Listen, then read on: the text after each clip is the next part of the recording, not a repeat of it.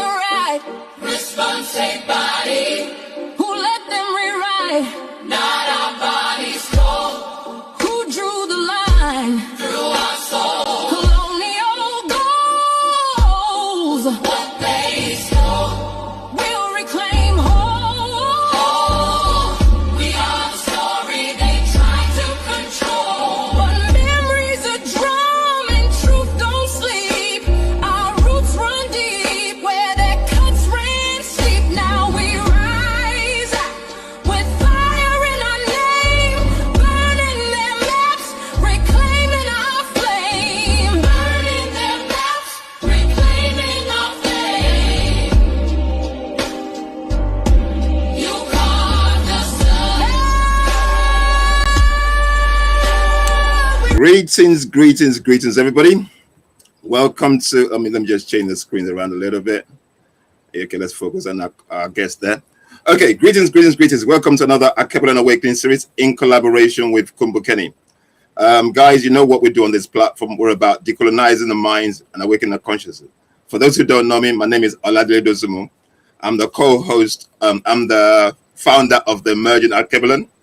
And we're about awakening the minds and decolonizing out there. I'm kind of getting it twisted this morning. Decolonizing our minds and awakening our consciousness. That's what we're about. So welcome. Undukum. Greetings, everyone. The name is Ndetu. I'm the host on Kumbukeni. I'm looking forward to this conversation. I hope you can all hear me. I'll be in a quiet place soon. So looking forward to the conversation. Perfect. Okay, as you can all see, we got our guest, Aaron Siri, is going to introduce himself, and then we'll take it from there. Aaron, if you want to introduce yourself to our guest, to our audience, please. Sure. My name is Aaron Siri. I'm an attorney in the United States. Got a law firm with over 100 professionals. Half of those folks do vaccine-related work. We've been doing that for over a decade, and so we don't represent pharmaceutical companies.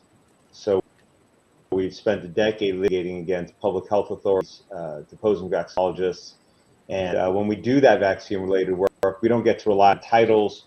We get to rely on, being an MD or MPH or P. We actually have to prove everything we say about vaccines. In the course of that journey, there's the facts that we've uncovered reflect that their authorities tell you about these products, and then there's what the actual primary sources actually show. Hence, the book I wrote, Vaccines, Amen, the Religion of Vaccines, because it is in many ways a religion, but the folks engaged in it don't realize they're in a religion, where it's really most of the things they tell you about beliefs are based on about vaccines, are based on belief. They're not based on what the facts and the evidence actually show. So, happy to be here. Thank you very much. Okay, as Aaron's just said there, the title, like I said, is Vaccines, Amen, the Religion of Vaccines.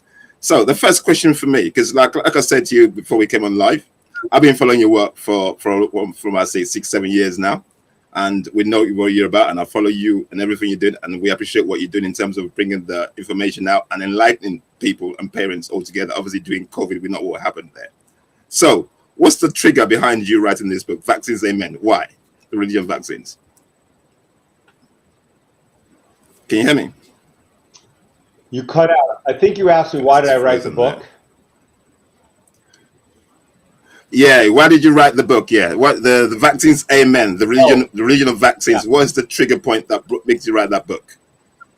Well, the trigger point was just that pretty much what I just said. There are numerous grandiose claims made about these products, and I assure you, they're just products made by companies for profit. They're not religious items. And for example, they tell you they're the most thoroughly studied products before they go on them. That the clinical trials relied upon to license vaccines are extremely thorough and assure that they're safe. The reality is the opposite. How do I know? Because we brought numerous lawsuits against the FDA documents to see what was actually relied upon to license these products. And I can tell you, the reality is completely the opposite of what they tell you. Chapter 10 of my book. And you could see I go through every childhood vaccine, and I have direct citations to the underlying citation. Once you see it, you can't unsee it. The same is true of the post-licensure claims. They say they're the most thoroughly studied products after licensure. That's also not true. Fact is probably the complete opposite. Chapter 11 of my book. They tell you that these millions in America would die without vaccines, without any truth whatsoever. In fact, the evidence, it might even be the opposite, that more might die if you the institution of this program in the United States. That's the evidence, potential effects. But if anything, the claims are inflated by 100-fold. And then they tell you got to get vaccines to stop transmission, for example. Well, the evidence shows most vaccines don't stop transmission. I don't mean they don't stop like a little bit of it at all for most vaccines. So there is what they tell you about these products, and then there's what the actual evidence shows.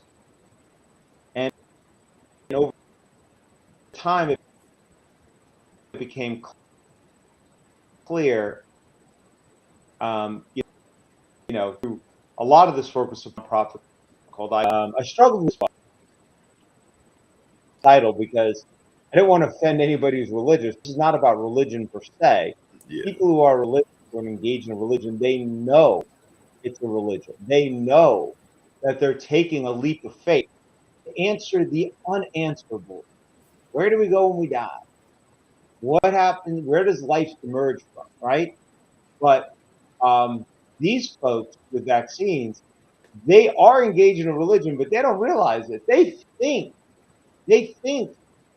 that what they say about these products is grounded in the evidence. They've never really looked, for the most part. That's why when you challenge them, they often react with emotions, anger, hyperbole, ad hominem, personal attacks, because they can't draw on their knowledge, their intellect, because they've never really looked at it. They've never looked at the clinical trials. I've deposed the vaccinologists and immunologists. What do they draw from? They draw from their emotions, because they can't draw from the evidence and facts, their intellect. That's why I call it a religion. Okay. On the book, because I've listened to the book, and as I was reading that book, I got angry, Aaron. I actually really got angry, because I'm thinking, how can they not test vaccines that they give to our kids? Between 0 to a year, they've probably in the US, I don't know about UK, but in the US, they're probably giving about, how many vaccines you say about? I think it's down to 25 now, but they're giving so many within a short space of time. So the vaccine that they're giving our kids, because don't forget that our kids haven't developed properly yet. The vaccine that they're giving to our kids, are they safe for our kids?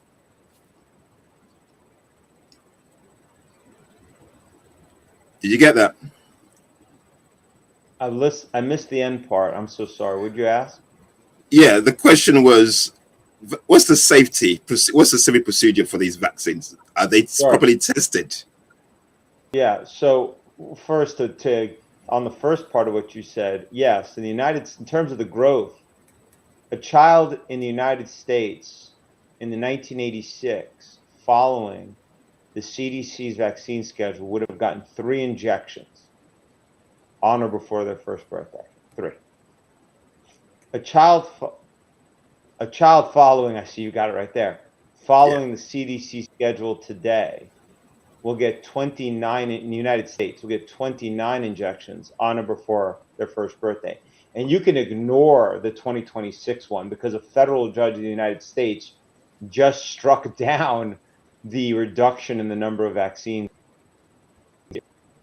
here. So the 2025 is now in the United States. So what you see in the middle there, 2025, that is 29 injections on or before the first birthday and 3 oral drops, compared to 1986, 3 injections, 2 oral drops. Now, every single one of those vaccines, save one, has come online since 1986.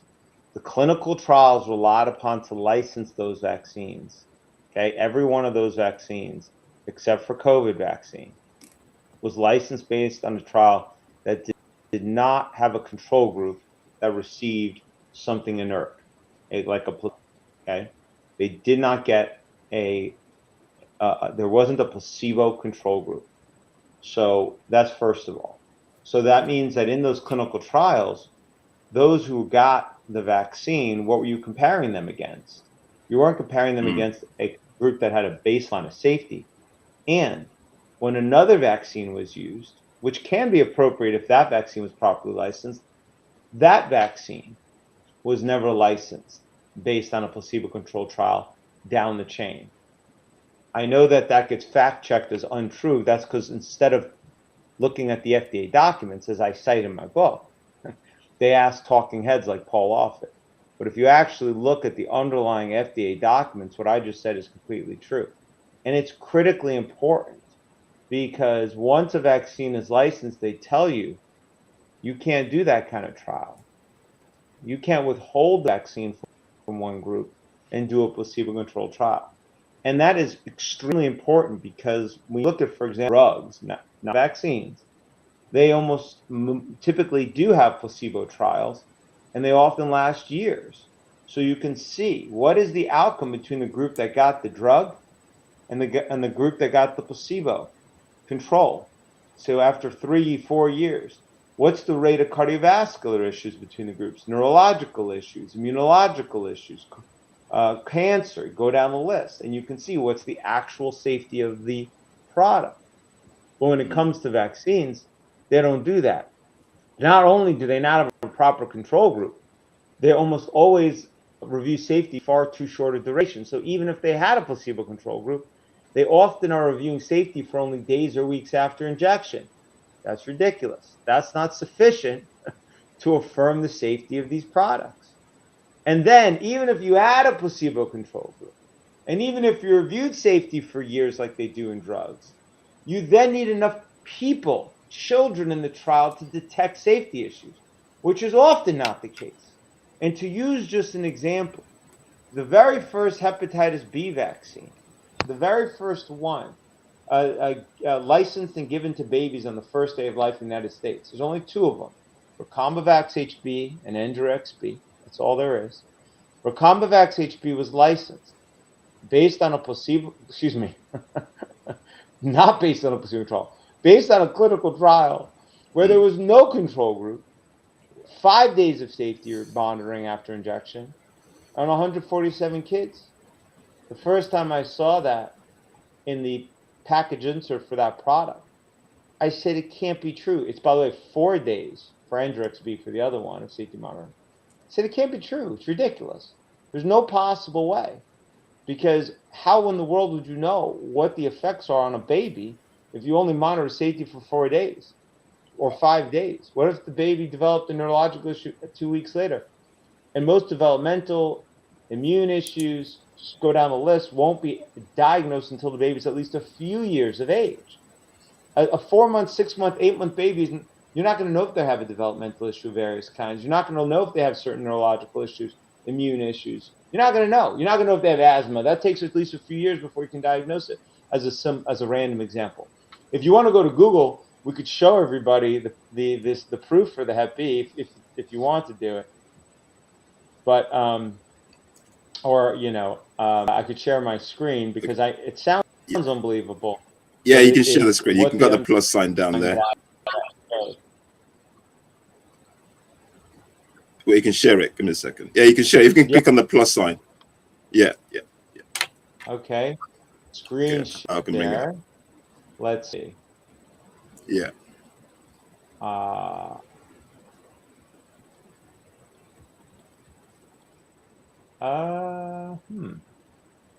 Okay. How do I, let's see. What am I looking for? Actually, I can search it on my end as well. Oh, I see. I see how this works. Okay. I can do this right now. I got it. Yeah. Screen Perfect. share. Perfect. Yeah. Okay. And we go. Okay. Can you see my screen? Yeah, coming up now. All right. There we go. There we go. We got your Google. Okay. Everybody can do this at home. Okay. Now, this is the FDA's licensed vaccines, but in most other countries, it's often the same product, just a different brand name. Okay. So if we go to FDA licensed vaccines, okay, very first result is almost always this. This is to the FDA website. That's the Food and Drug Administration. That is the agency in the United States that licenses vaccines. And if we scroll down, and this page, by the way, is all of the licensed vaccines in the United States. If we scroll down, we could see right here, these are the 4 standalone vaccines. And only 2 of these are licensed for children. As I mentioned, Recombavax HB and Engerex B. So Recombavax HB, if we click on that, we could see the first link is the package insert. Now, there's also the underlying licensure documents, and you can check those and you'll find the same result. But the package insert is usually a summary, so it's a nice, easy way to take a look at the information about that product. And when you go to the package insert, what you're going to find in the United States when you go to this document, and this is the same typically for every vaccine and every drug, is that in section 6.1, as required by federal law here, it summarizes the clinical trial relied upon to license that product for safety. Well, let's go down and see what it says. Let's see if it matches what I just said. By the way, this is all of the text in section 6.1. These were all the adverse events that came up. This is post-licensure, after licensure, and all the adverse events that located. I'm going to zoom in a little bit so it's bigger. And let's highlight the relevant sentence. Oh, right here. And here it is, explaining what was relied upon to license this vaccines for children. In 3 clinical studies, 434 doses of Recombavax HB 5 micrograms were administered to 147 healthy infants and children who were monitored for 5 days after each dose. So let's count the ways in which this, and just to be clear, everybody, I'm still on the FDA website. Wow. This is their official document. This is what it shows. So let's count the ways that this trial is utterly and completely useless for assessing safety. 1, what was the control? Oh, there was none. So what are you comparing it against? You don't know. So on that basis alone, this is, to use a technical term, garbage. It's pretty much garbage. That's actually a nice term for it. 2, even if it had a placebo control, it only monitored safety for 5 days. So that's useless. And even if it had a placebo control, and let's say it monitored safety for 5 years, it only had 147 kids. That's not powered to detect anything. Any epidemiologist, statistician, folks who engage in clinical trials would be able to immediately tell you this is garbage. Okay, this is nothing to affirm the safety of this product. And it's incredible because this is what they relied upon before they unleashed this for injection into millions of children. I will tell you, when I saw that, I still didn't believe it. We submitted something called the Freedom of Information Act request, a FOIA request to the FDA for the underlying report submitted to license this product. We actually, I cite those in my book. We did that on behalf of ICANN. And I could tell you, it was less than a week. Whatever we did, everywhere we looked, we dug. Even the company's own published report shows this is what it was. I even deposed the individual principal investigator for the trial, Dr. Stanley Plotkin. Stanley Plotkin, yeah, I saw that. The point is this. They tell you these are the most thoroughly rigorously, incredibly tested products before we go and inject them into millions of babies, precisely because we're injecting them into healthy babies. But yet the reality, and this is why this is exactly the opposite. These are the most ridiculously under-tested products that you can imagine before they get licensed and injected into babies. And let me tell you the reason for the difference, in my view. It's actually very simple. There's no conspiracy. There's nothing crazy. It's pure economics and broken regulations. With every other product in the United States and in most other countries, in many other, certainly Western countries, if the product injures you, if the product injures your child, you can typically sue the company and make them pay. You can typically hold them financially accountable.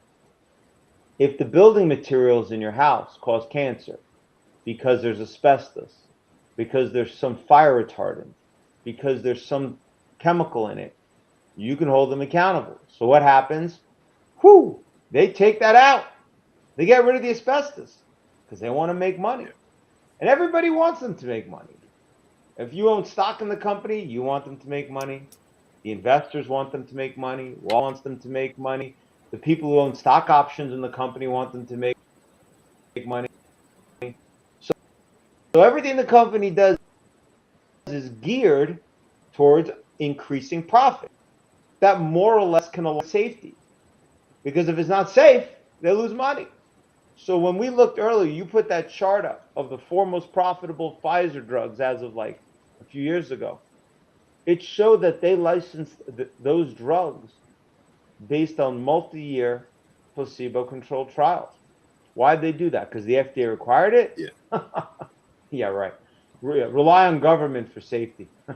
You'd be waiting forever. Wow. Look at authoritarian regimes where there's very little free market around in the world. Their products are safe? No.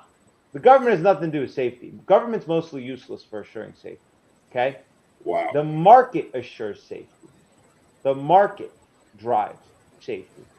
And so Pfizer, they wanted to know how safe the product is before it goes to market.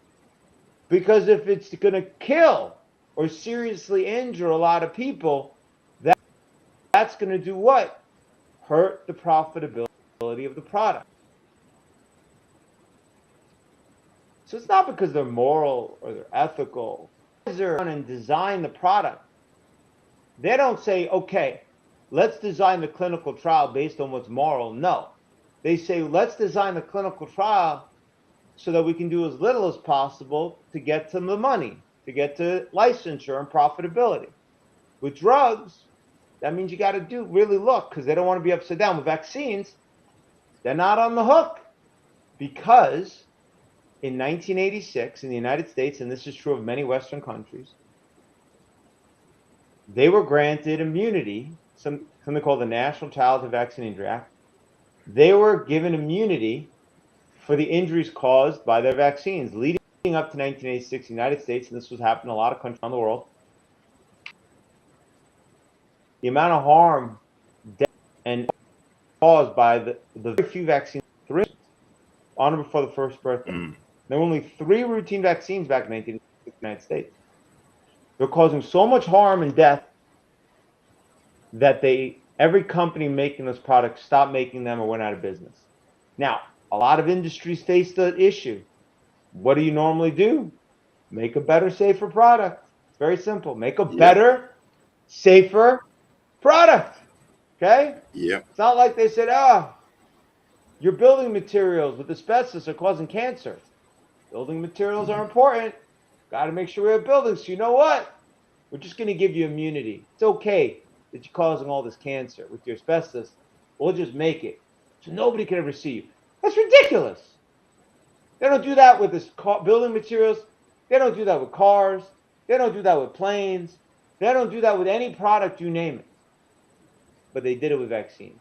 And that is the original sin that has created so much of the problems that it's ushering up to. And that's the difference.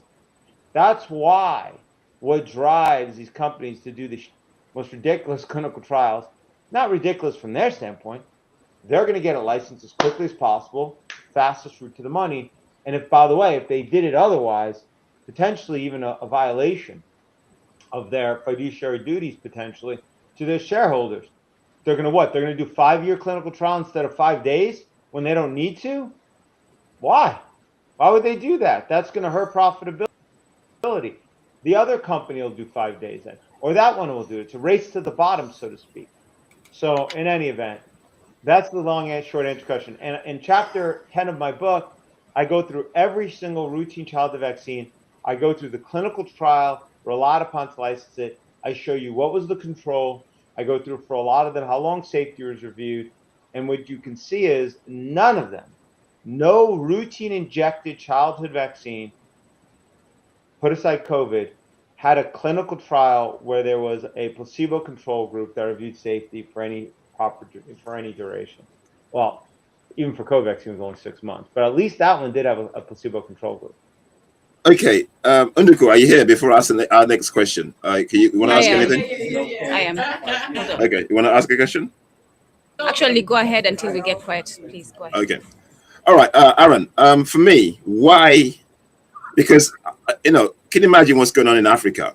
If the regulations in America is not tight, can you imagine the regulatory issues that Africa would have? Why? A lot of people are listening to me because you think, okay, America, okay, they have regulations, things work perfectly. So if America is not properly regulating vaccines that's going to go into our kids, can you imagine the effects on the vaccines that are being sent to Africa? I worry.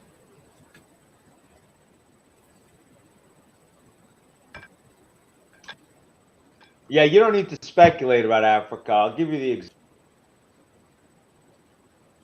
Yeah, let's do that. Can you hear me? Okay. Well, I think I heard your question. Can you hear I can hear you now, yeah. Yeah. Well, I can hear you. I heard your question, I think. Look, you don't need to do a lot of imagination. The system is completely broken in the US and in most Western countries. And to see how broken it is in Africa, one need only look at the most commonly used vaccine in the world, and the most commonly used vaccine, as I understand it, in Africa. It's called the DTP vaccine. DTP, okay? Yeah.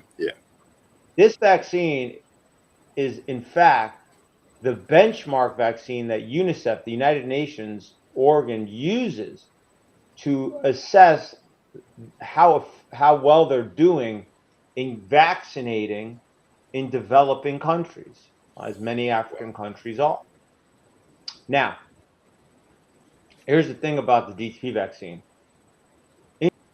Interestingly, all developed countries, by the way, developing countries, including, I think, virtually every country in Africa, uses DTP still to this day. And the biggest distributor in the world is UNICEF. Now, let me tell you about this product, okay? Study after study after study that looked at the DTP and death, mortality, okay? A majority of them found what they would call a deleterious effect. They found that DTP vaccine, while it may reduce deaths from diphtheria, tetanus, and pertussis, overall, more children were dying after they got this vaccine versus those that didn't. So much so that by 2014, the United Nations itself commissioned a report, a review of all the studies out there to determine, hey, has this vaccine that we, the United Nations, for decades have been injecting into the arms of kids around the world, primarily in Africa, Have we been killing more kids than saving? I'm sure they weren't conflicted, by the way, in reaching the conclusion that they were killing more kids than saving. Let's put that aside. They did a review. They published that review in 2014. That review, which is available online, meaning this was a serious enough issue that they even reviewed it.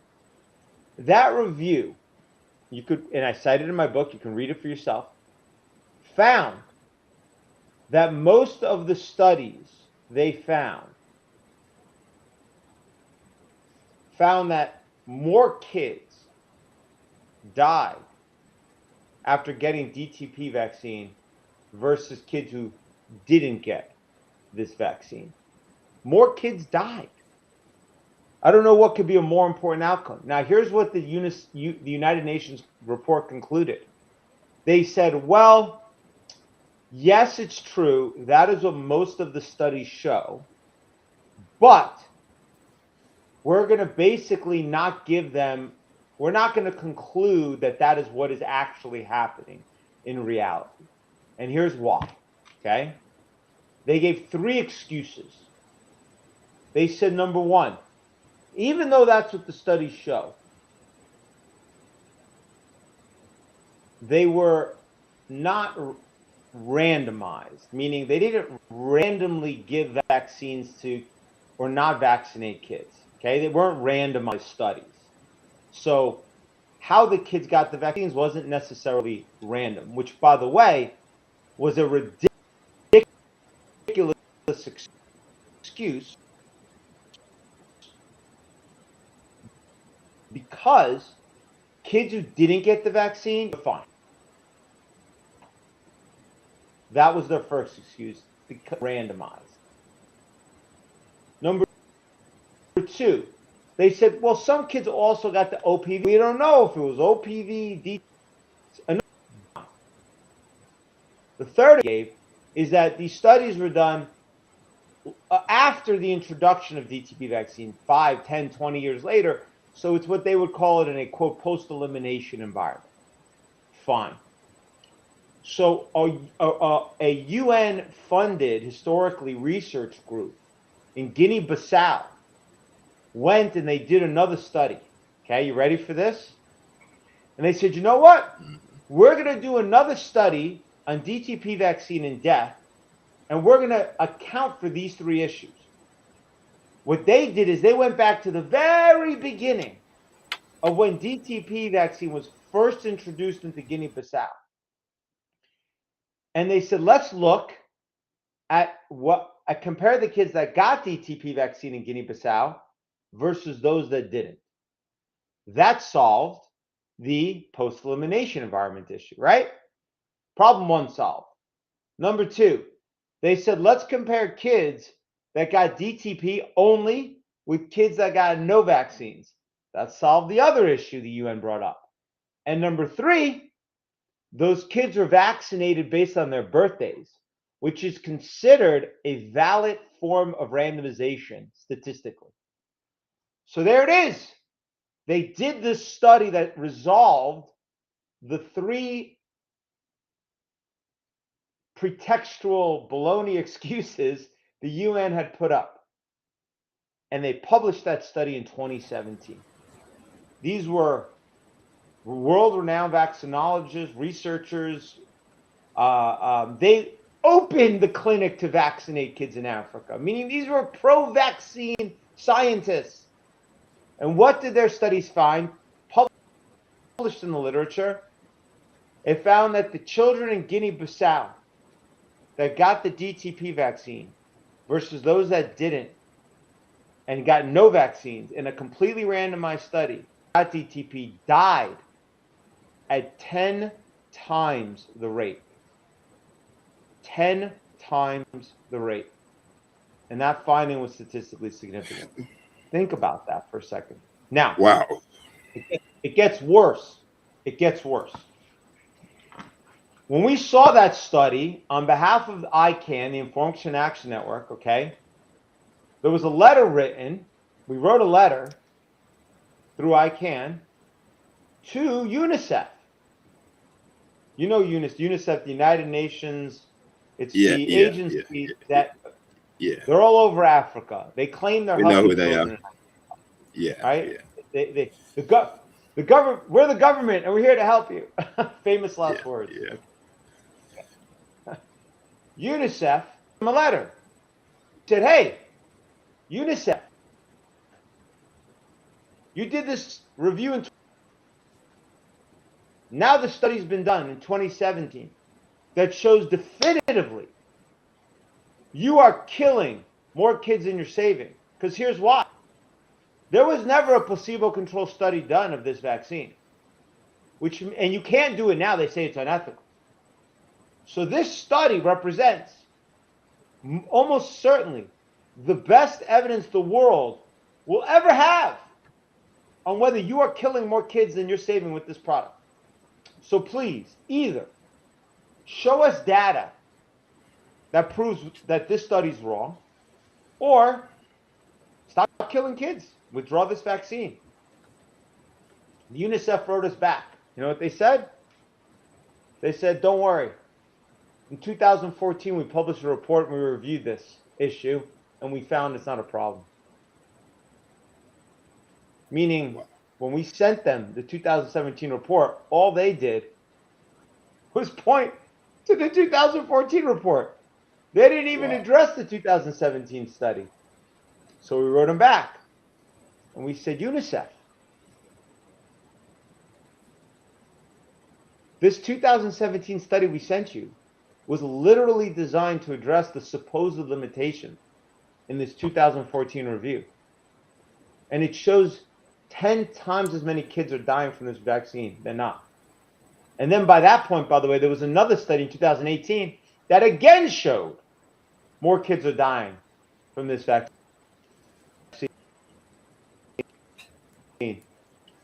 when they get it versus they're not getting it. And they were dying, by the way, of things, something, their immune system.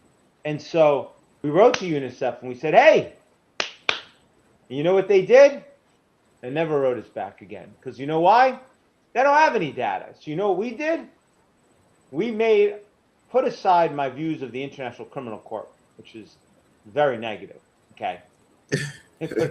Putting aside my views of the ICC, okay, which we wrote them a letter, and we said, "Hey, ICC, you actually care about, you supposedly care about folks dying, right? This is your mission. Okay, let me give you some at ICC. You need to investigate your own organization, UNICEF, which is because ICC is part of the whole UN organ." I said, "I'm not talking about some random warlord that you got to go find. These are people you have jurisdiction over. UNICEF is part of you. You need to indict them for murder, for killing kids in mass. Because how do you do science? You take the best available evidence and you say, here's what the best available evidence shows." Well, here's what the best available evidence shows. We have given them years of opportunity to show us better evidence. They don't have any. So the best available evidence, because what else are we going to base on, shows you're killing more kids in these developing countries. You know what ICC wrote us back and said? And not something we can touch. We said, fine. We knew they were not going to do it, because they don't have real issues. They care about political nonsense. Next, we wrote to all the special rapporteurs at the UN. Another a joke of a body, but we figured we'll give them a chance. Okay. Yeah. Also, folks who I don't think are serious in any way, at all. So we wrote them. This UN Special Rapporteur on poverty, on indigenous people, on, you go name down the list. We wrote all of them. And we said, here's our exchange with the UNICEF. Here's our exchange with the International Criminal Court. Here you go. They're killing more kids than they're saving. Are you going to do anything? You care? They never wrote us back. We wrote letters to the embassies and the UN representative of every single developed country, again, many countries, saying, here it is, here's the package of evidence. They don't want to address it. These are your citizens. These are your people. These are your people. Here's what the data shows. At least do something about it. At least go back. Hold UNICEF accountable. We had one country, I forget which one at this point, that engaged to a limited degree. They never did anything either. So here we are in 2026. And as you and we, three of us sit here and talk, for now almost a decade, the best available evidence the world will almost certainly ever have reflects that DTP is killing far more children than it could ever save. And this vaccine is still every single day being injected into almost every child across Africa, across other developing countries around the world. I go through this in detail, everything I just said in chapter 7 of my book. I have a whole section. I address exactly this issue. I have links to every single report I just said. You can read it. And you should, by the way, anybody listening to this and you're like, come on, is that true? That sounds crazy. I implore you, go read the 2014 report, read our 2017 study, the 2018 study, read all of the letters, read the report to the ICC, read the report to the special rapporteurs, read all of it, and then make your own decision. That's all I could say. So going all the way back to what you said, you don't need a lot of imagination to how messed up things are in Africa when it comes to vaccines. See that one example of the most commonly used vaccine in Africa. Wow. Okay, guys, like Aaron said, I've read this book, and like I said, I got angry reading this book, and it's on the screen there. It's called Vaccines, Amen, the Religion of Vaccines. If you have a kid, and if you intend to have a kid, or you got children, and you're curious or inquisitive in terms of, are these vaccines worth giving your kids? I think you need to go read the book, because like I said, it's gone through depositions, lawsuits, and all that, and it's basically everything is evidenced in there. He's a lawyer. So it builds on evidence. It works on evidence. So yeah, that's what I'll say. Unduku, you got any question? Yeah, go on. You can also go to icandecide.org. There's a Get Informed section. That's the nonprofit that supports most of the vaccine policy work we do. And there's also lots of just resources there as well. There's my book, which obviously I highly recommend. I'm biased. I wrote it. There's also Get Informed in that section. There's like a 2-pager, a 10-pager, a 20-pager, and so forth. That's another resource as well. I just put that out there. Okay, thank you. I'm going to make statements, and hopefully in those statements we can find a question to ask. So we are very much aware through their own writings that people who believes in the false notion of white supremacy want Black people exterminated, right? We are very aware through their own writings and evidence that they have made medical tests on us that they don't even see us as human, right? We are all aware that there's a video that Bill Gates says that there's too many of us and this population. So in a way, it's run by white people who want Black people dead. I'm going to state it.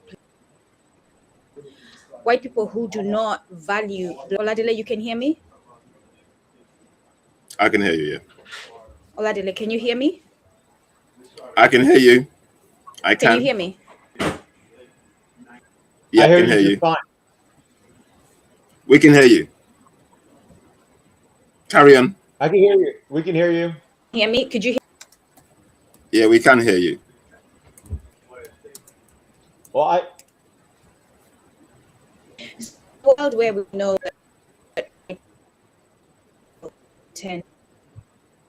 You're breaking up now. Well, she's dropped off. Look, I'll just to respond to those comments.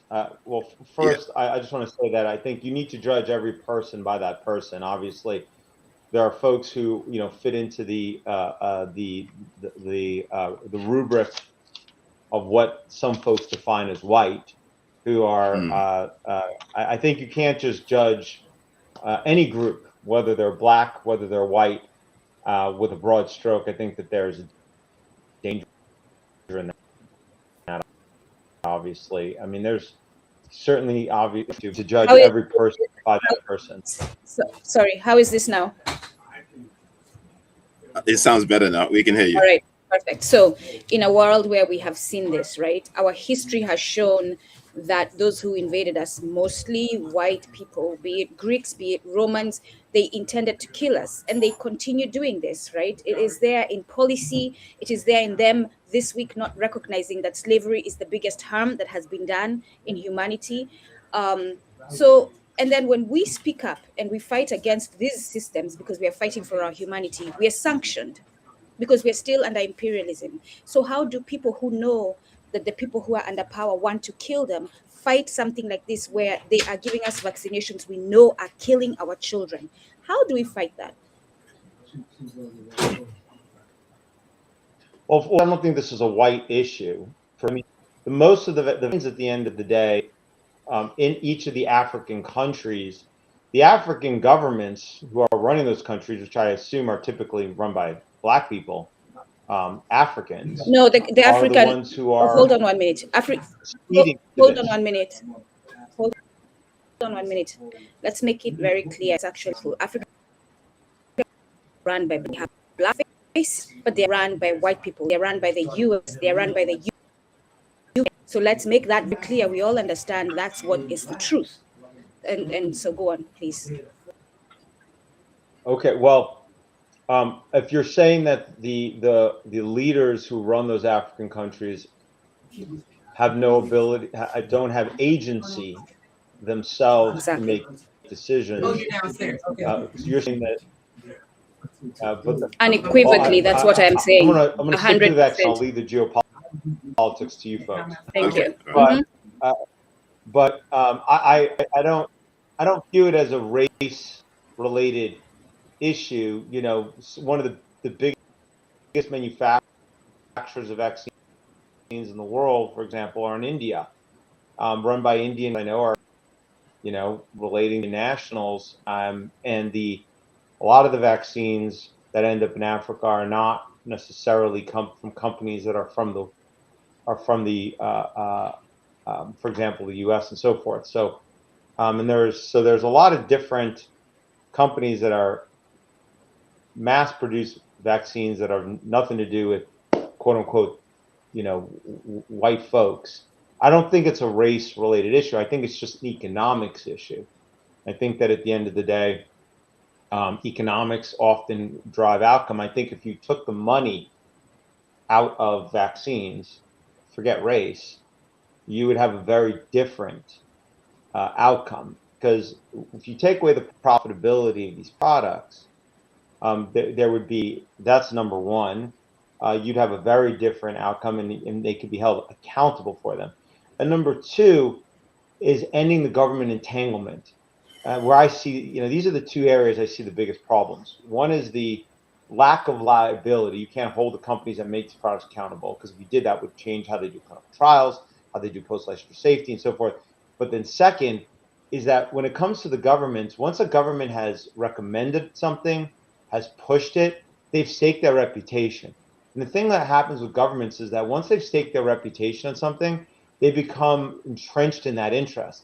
And they often say, well, hurting the trust the public has with us, we can't let that happen. And they see that as almost a greater harm than the harm they're already doing. So they often won't go backwards. And so, that's part of the problem with the FDA and the CDC, for example, in the United States, promoting vaccines, or UNICEF.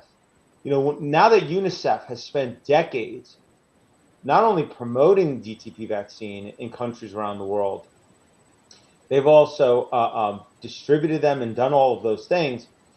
I got an internal email exchange between the CDC and UNICEF, okay? And in that exchange, UNICEF wrote to the CDC when we wrote them that letter, and they said, hey, how do we respond to this study that shows 10 times death, right? And you could see that the CDC writes back and gives them some response, and the UNICEF, it's all in my book, and the UNICEF official write back, we're all implicated in this. They write, we're on the hook. We've been pushing this product for decades. You know what I mean?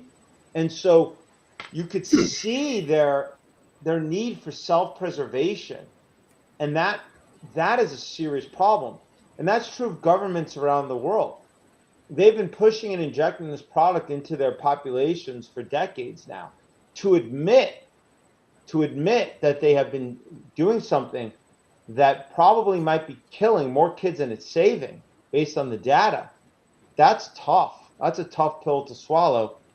Governments rarely admit they're wrong.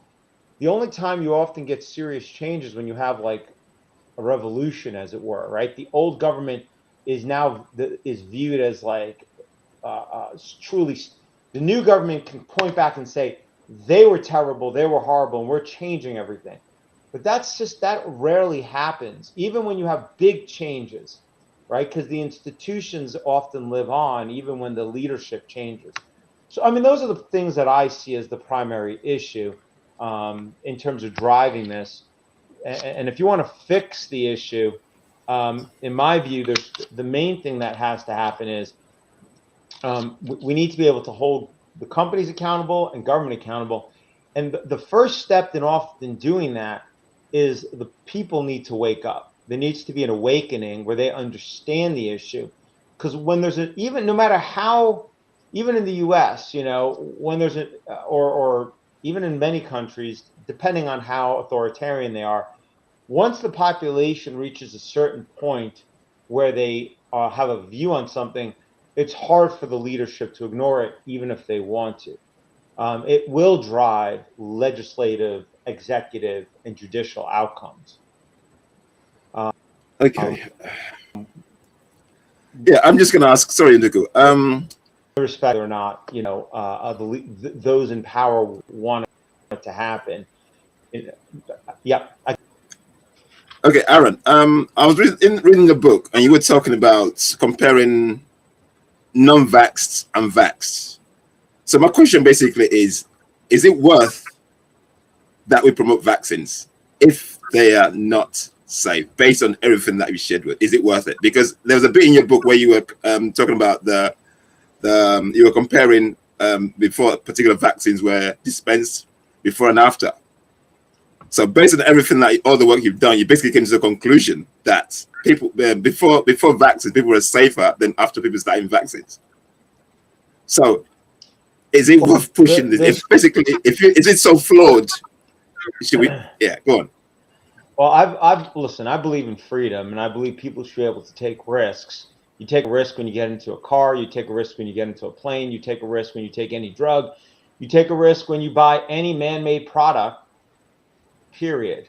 And so, you know, I believe in freedom, and I believe the ability to be able to take risks. So if you're 18 and you're totally healthy and you want to get a vaccine every single day and wear 60 masks, and you should be able to do that. And if you're 90 years old and you don't want any vaccines, you don't want masks, and you want to go to your coffee shop, you should be able to do that too, because that's freedom. Now, with that said, what I don't think should be happening is government shouldn't be promoting these products. Period. Full stop. Okay? Let the companies promote them. Let the companies defend them. That's the way it should be. What does the government go out and promote Ford cars? Oh, it'd be ridiculous. Does the government give them immunity to liability and defend them?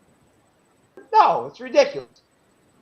But in a true free market kind of system around these products, I think what you were just talking about, which is the data that reflects that kids that have gotten no vaccines to kids that have gotten one or more vaccines, there's about a dozen studies at this point that have done that comparison, not funded by government, not funded by industry, because they have no interest in doing that, but funded by independent folks who really want to know the answer often.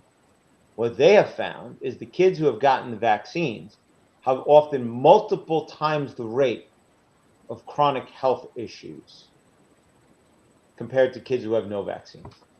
And so, you know, there's a lot of talk about the chronic disease epidemic, which has exploded in Western countries, and now is exploding also in developing countries. Yeah. Wonder why. Yeah. And when you look at what are these diseases that are exploding, they often have a basis in some form of immune system dysregulation. Well, what's causing the immune system of kids to dysregulate?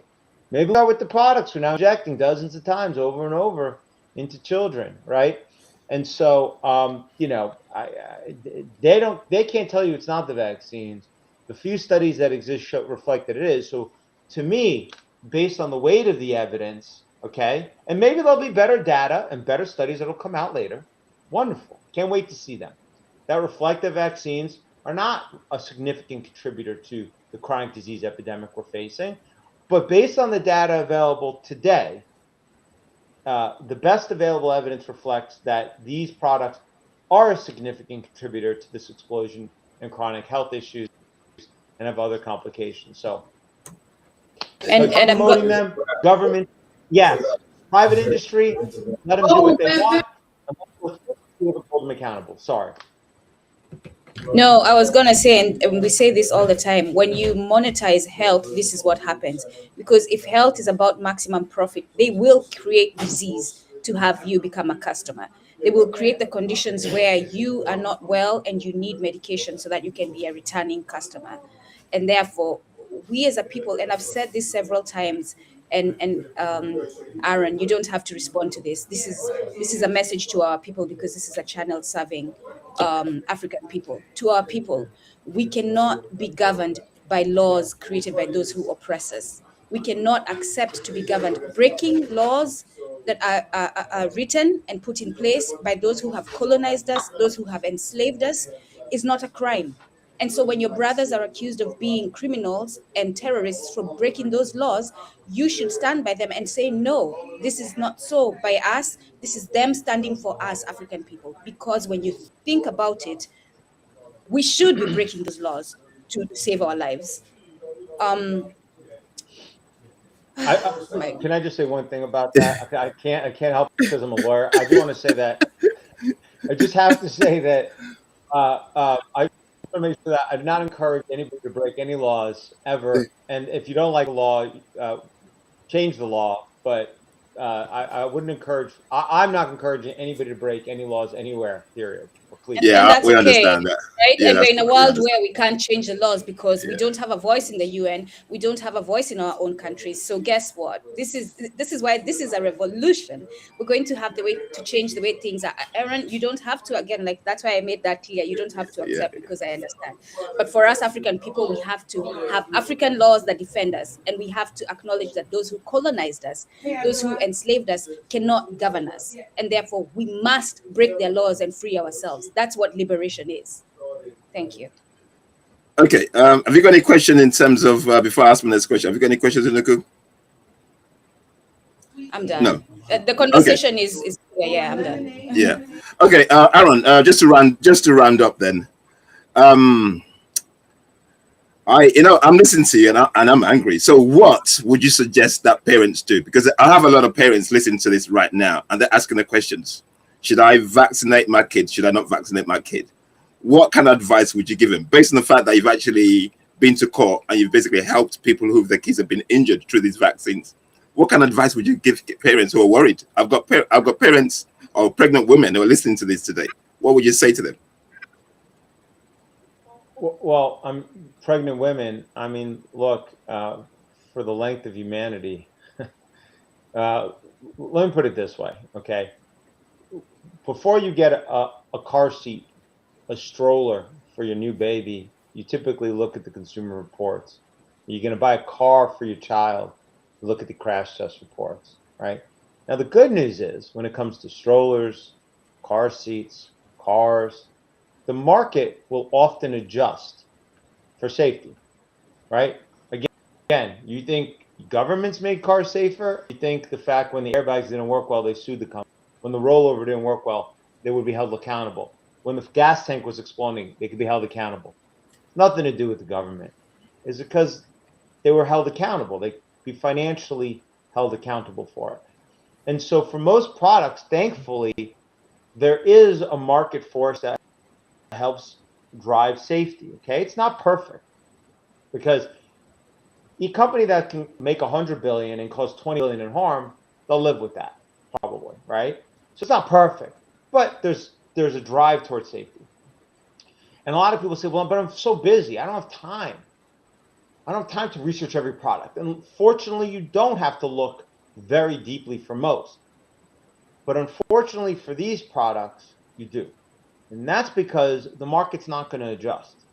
So unlike almost any other product you're going to give your baby, from a car seat to a stroller to a pacifier to formula to so forth, the market is continually adjusting, it's not going to happen with childhood vaccines, typically. And so you do need to do your homework. And so my strong suggestion is before you vaccinate, get educated. At least know what you're doing. Don't be that parent who, I've been with, who said I didn't, whose kid has a serious, and obviously many kids have no issues that the parents ascribe, but if you are, and the parent said, I wish I knew. I didn't even think. I didn't even look. And then they have incredible regret. And so, one, do your homework beforehand. That's number one. Number two, I will say that when it comes to a product, you want to know the company stands behind it. If I went to go buy a car and the car dealer said to me, hey, what's the warranty? And the car dealer said, no warranty. I said, what do you mean no warranty? Come on. And not only, well, what happens if something's wrong? Oh, you can't sue us. You can't do anything. You're screwed. What do you mean? Wait a second. What do you mean? There's no warranty? I can't hold you accountable? I said, what if it's not safe? Too bad. What if you could have made it safer? Too bad. You'd be like, whoa, that's a problem. That's a serious problem. So on ICANN Decide's website, we actually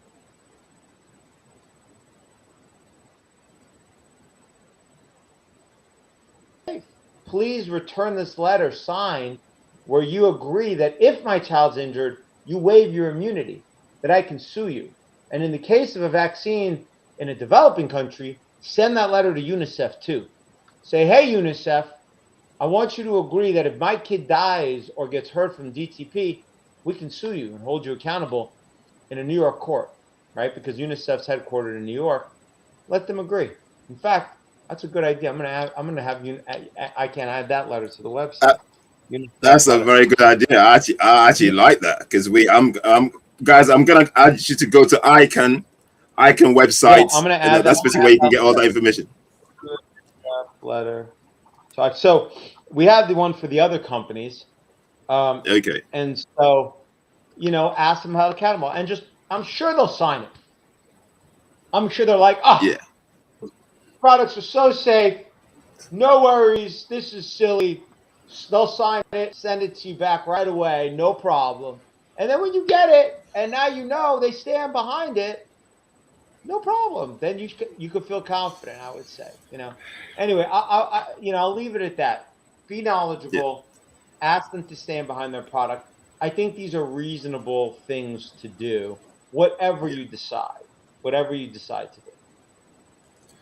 Vladimir, quickly, let me just say this quickly, because Aaron, I must say, I appreciate that you've put this information out for our people to read, and that you're putting this truth out, because in a world that fights people like you, it is a risky job to do, and I appreciate that. We need truth tellers. We need people to expose this society for what it is as far as harming human beings. So thank you for that. It's my honor to do this work. There's nobody that's often there's no group in many countries that is mistreated often more than folks who choose not to get these products.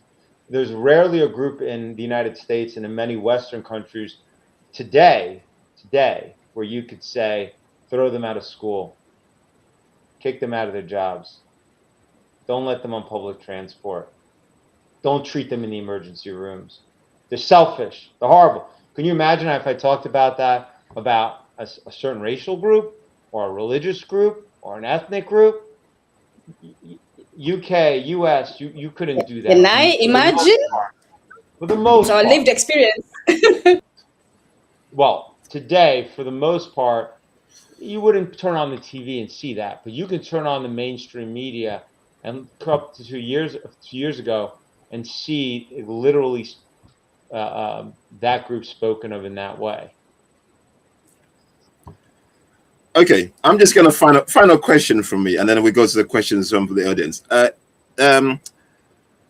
As I read in the book, it's talking about granting these companies zero liability. That really got up my nose. How can, I know you've talked about it, but how can a company or a corporation produce a vaccination or products, and then the government gives them zero liability if they help my kid? Can you talk to that, please?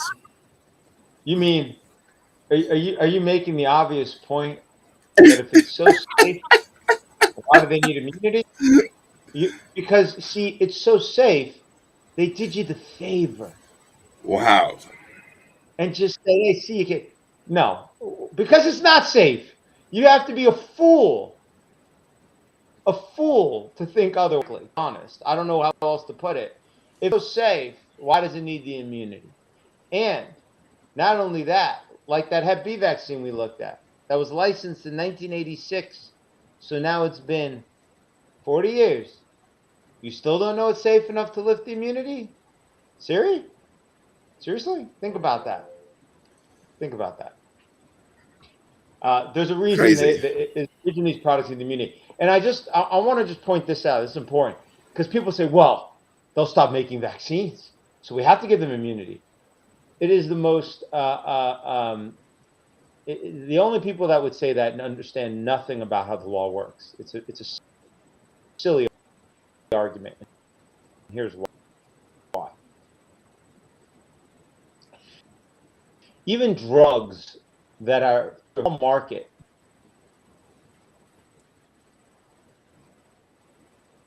is a one. Then you can't be sued for design defect claim. You can't be sued for a claim to say you could have made it safer. And two, those two things apart, you don't have to worry about being sued for a product issue. Okay? And they could, but why don't they do that with vaccines? Either they don't want to make them as safe as they could. They don't want to use a better adjuvant. They don't want to get rid of the aborted fetal cell DNA in various vaccines. They don't want to do these things, or they don't want to tell you the real risks, because if they did, then you may never take it again. That might be the reason. So this idea that we have to give them immunity is nonsense. Or they're intentionally spreading disease so that we can buy the medicines. So that's the other one. I don't know about intentional spreading disease. You're challenging me today. You're challenging me. I'm sorry. That's what I do. Sorry, but yeah, not sorry. That's okay. I mean, look, I'm not aware of it, but I will say this: you don't need to go that far. Meaning, you don't need to speculate when it comes to these products. There's no need, in my view, there's no need to speculate about any intentionality on some of those, like what you just said, because the undeniable, publicly available facts and evidence are so damning. You don't need speculation. Look at the clinical trial data from the FDA. And because of those undeniable facts, that evidence that you presented, it is not speculation. It is an informed conclusion. It is an informed conclusion. I am sitting in court, as you said, you are a lawyer. I'm presented the facts. I conclude as the judge. I make a judgment. That's my judgment based on the facts that have been presented in front of me. Well, if you're the judge, I can't contest your decision. Then what can I say? If you're the judge, I'd have to appeal you, but I don't. Who's the appellate board? None for us African people. Was there anything else on that? Okay, I've got a question here. Actually, I've just come up there. Somebody's asking a good follow-up question. What does the petroleum industry have to do with the pharmaceutical industry? Can you? I know you're not into that, but can you shed anything on that? What does the petrol industry have to do with the pharmaceutical industry? Can you help with that? I mean, I'm not sure what they have to do with each other. The same owners? What is the the same owner? what's the connotation? Does BlackRock own them behind? Like, is it the same ownership? Yeah, basically, I think what they're saying is basically because because of what we do, and we do a lot of research, and we find out that a lot of these companies are owned by the same people. So yeah, so that's what we're trying to say. Anyway, if you can answer that, that's a lot of overlap. Okay, I mean, look, there's a lot of obviously massive mutual funds and investment funds, right? Because they all get funneled into these mega investment firms that then take stakes in these companies, but the ownerships are they don't. So obviously there's. I'll just leave it at that. So it's not surprising that when you have lots and lots of investment dollars for 401k and so funneled into various groups. But I'm leave that issue alone. What else you have? Okay, fair enough. Okay, what's any final words for our people that are watching? What's the final parting word from you, Aaron, to our people that are watching today? Anything else you want to add to what you've just presented to us? Yeah, look, here the final word I'll just say is this: is that rights obviously are critically important, and freedom of speech, freedom of religion, freedom of assembly, freedom of the press. These are bedrock principles that have that provide for a free society, and the respect of those principles, not just that they're written, right? There's a lot of constitutions in various countries that have these rights, but they're not given much effect, unfortunately. And so there really needs to be an ethos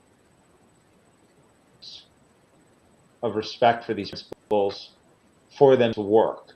As that hopefully progresses, we as a world people in that regard, I'd like to throw the medical liberty into the mix as one of those fundamental rights. And that people don't really think much about, but it really is a fundamental right. It's because your body is the commodity. My body, your kids' bodies, everybody watching, your body, your kids' bodies, that is the commodity, for lack of a better word, on which pharmaceutical companies, medical industry, which is huge business, makes their money. The more that they can control, the more that they can have some agency over what you inject, ingest, and put on your body, the more money they can make. It's just the way business works. And so it's a lot easier to spend this much money lobbying to get a product required, mandated, so forth, versus this much money to get the public to go along with it voluntarily, right? With full voluntary agreement. And so I think you're going to see more and more and more lobbying dollars going towards doing what? Taking away truly your ability in small slices to make these decisions. When you look at vaccines as one example, I mean, first they required it for preschool, and then middle school, and then high school, and then college, and then just some healthcare workers, and then all healthcare workers, and then just some, teachers in preschool, then more. All right. So they're smart about it. They broadened out. And so slowly, especially during COVID, you could see how your rights were slipping away. Because here's the thing, anybody watching this show, if you love all vaccines right now, and you love masks, and you love everything else they want to require, great. I respect your right to do that. And I respect your right to get as many as you want. That's freedom. You should be able to get them. But what happens if the day comes and you don't stand up today to fight against these mandates, right? Meaning they should be available to you, but you shouldn't be mandated. You don't stand up today, and the day comes and there's a product you don't want to take. And now your government tells you, you don't want to take this, no problem. But you can't leave, you can't go to school. And you can't get a job. And you can't go on public transportation. You can't go to your church. You can't. What rights do you have? All those rights you think you have are gone. Because you can't be productive. You can't go assemble. You can't go practice your religion in your house of worship. All your rights are basically gone. And that's why medical liberty, the right to say no, the right to informed consent to a medical product, is a fundamental right. So as as we, as a world community, take on the importance of these rights and push to make sure that governments respect them, because people forget the governments, they work for us, should anyway, that medical liberty should also be a right in that mix. So that's what I would leave with. And anything that you can do to help push that forward, I think is critical. And I think that one of the ways to do that is to educate yourself when it comes to these products as well, and also educate others around you, because the more people who understand the truth about them, the harder it's going to be for them to get to affect the mandates that they're trying to do. You know what? Really appreciate the information you've given today, and that's why we brought you here. Because, like I said, I've been following you for a while, and thank you. At least a lot of people have heard from you, and we really appreciate you. Thanks for your time, Aaron, and I'll be in touch. All right. Thank you very much. Thank you both. Thank you. Thank you. Thank you much. Okay. Unduku, let's sum this up. So, like I said before, and we did need this time to just talk between ourselves. Race is a part of this. We know that. Like, we don't need someone seen it in the books. Washington has written about it in Medical Apartheid. Race is very much a part of this because of their undervaluing of our lives and not seeing us. Well, Unduku, right? Unduku, hold on. You know, even though race is a part of it, but what he actually is saying, if you listen to him, this is basically they're doing this to everybody, not just us. Exactly. So it's not just black people. It's yeah. So it's basically done to everybody. Yeah. But guess what? When they have something that they're releasing that's new, they're not going to do it in the US. They're going to do it in Kenya, which is what has been happening. And then see that the kids are dying, and then decide they're not going to release it in the US. So this is happening where they're releasing things in Africa that they're not releasing in the West. So race is very much a part of it, just as capitalism is very much a part of it. And this is where I say we have to be capable of having conversations that are dealing with multiple issues and multiple reasons and multiple solutions, because this is the lives that we are living. We're being attacked from all directions. It's not capitalism, it is race.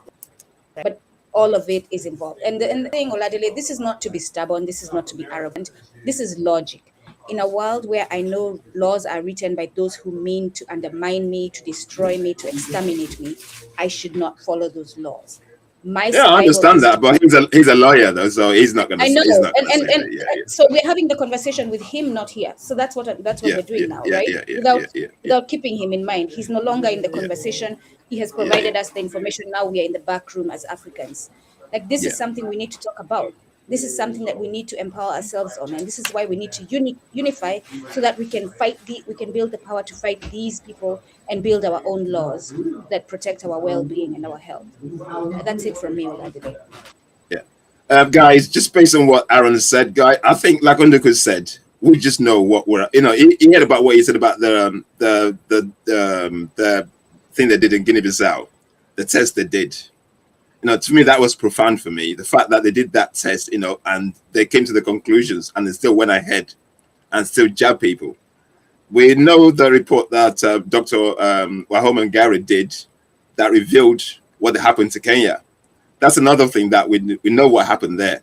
So, guys, and the fact that he said that these vaccines are not safely tested in America, that says everything. America. 5 days. 5 days to test the vaccine. 5 days. So you can imagine if they bring those vaccines to Africa. Do you know the detrimental effects of what's going on right now? And he's saying it. He said basically those who get vaccines have more chance of dying than those who didn't get it. Oladile, we didn't even get into the subject of who did they use to test, because one size does not fit all. We've seen that Black people are tolerant of certain medicines. They're not. You know what I'm saying? Like, we didn't even get into that.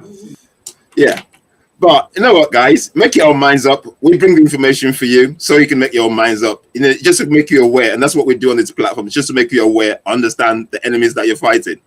And to cap it all up, the driving force behind this, guess what it is? Capitalism.